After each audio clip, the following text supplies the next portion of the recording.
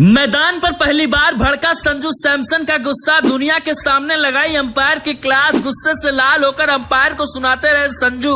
क्या संजू को दिया गया गलत आउट? टीवी अंपायर ने जानबूझकर किया खेल, मैदान से बाहर नहीं जाना चाह रहे थे संजू। मांगा रिव्यू लेकिन नहीं मिला, आग बबूला होकर मैदान से लौटे संजू सैमसन। शुरुआत में ही राजस्थान को लगा था जोरदार झटका, लेकिन संजू ने आखिरी सांस तक लड़ी आखिरी बाजी, मगर एक गलती पड़ गई भारी। दिल्ली से दिल्ली के मैदान पर राजस्थान हारी। संजू सैमसन वो खिलाड़ी जो कभी भी अपना आपा नहीं खोता है, जो हमेशा शांत रहता है, पर्वत की तरह खड़ा रहता है। उस खिलाड़ी का गुस्सा इस बार ऐसा भड़का कि अंपायर भी देखकर दंग रह गए। अंपायर को कुछ समझ नहीं आ रहा था कि संजू आखिर किस चीज के लिए नाराजगी जता रहे हैं। संजू सैमसन लगातार अपनी टीम के लिए अच्छा मैच खेल रहे थे, ऐसा लग रहा था कि इस मुकाबले को भी राजस्थान अपने नाम कर लेगी। संजू सैमसन ने इस मुकाबले को इतने करीब तक ला दिया था जिसकी उम्मीद किसी ने सपने में भी नहीं की थी। राजस्थान को शुरुआत में 4 रन के स्कोर पर पहला झटका यशस्वी जायसवाल के रूप में लगा था, जिसके बाद ऐसा लगने लगा था कि कहीं ना कहीं राजस्थान अब यहां कमजोर पड़ने वाली है, क्योंकि दिल्ली की तरफ से 221 रन स्कोरबोर्ड पर लगाए गए थे।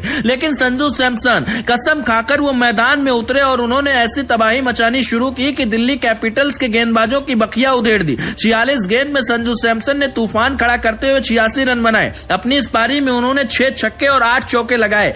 लेकिन जैसे ही संजू सैमसन आउट हुए, वो मैदान से बाहर होने के लिए क्यों नहीं जाना चाह रहे थे, आपको पूरी कहानी बताते हैं। दरअसल साई होप ने संजू सैमसन का एक कैच बाउंड्री लाइन के पास पकड़ा। मुकेश कुमार की गेंद थी और संजू सैमसन छक्का लगाने की कोशिश कर रहे थे, लेकिन तब साई होप ने उनके कैच को पकड़ा। मगर संजू सैमसन का दावा था कि वो कैच ठीक तरीके से नहीं पकड़ा गया और बाउंड्री लाइन पर उनका पैर टच हुआ था, और इसीलिए संजू सैमसन का गुस्सा काफी ज्यादा भड़का। उन्होंने मैदान पर ही एक बार फिर रिव्यू की मांग कर दी, लेकिन रिव्यू उनको नहीं दिया गया और आखिर में संजू सैमसन को मैदान से बाहर जाना पड़ा। लेकिन संजू सैमसन मैदान से बाहर जाने से पहले लगातार अंपायर से उलझते रहे। ऐसा लग रहा था जैसे विराट कोहली की आत्मा उनके अंदर आ गई हो। हालांकि अंपायर के समझाने के बाद संजू सैमसन मैदान से बाहर चले गए, लेकिन उन पर अंपायर से बहस करने के लिए अब जुर्माना भी लगाया जा सकता है। यही वजह है कि संजू सैमसन की मुश्किल भी बढ़ सकती है। इस मुकाबले की अगर बात करें तो संजू सैमसन ने टॉस जीतकर पहले गेंदबाजी का निर्णय लिया था, लेकिन दिल्ली कैपिटल्स के बल्लेबाजों ने संजू के निर्णय को गलत साबित किया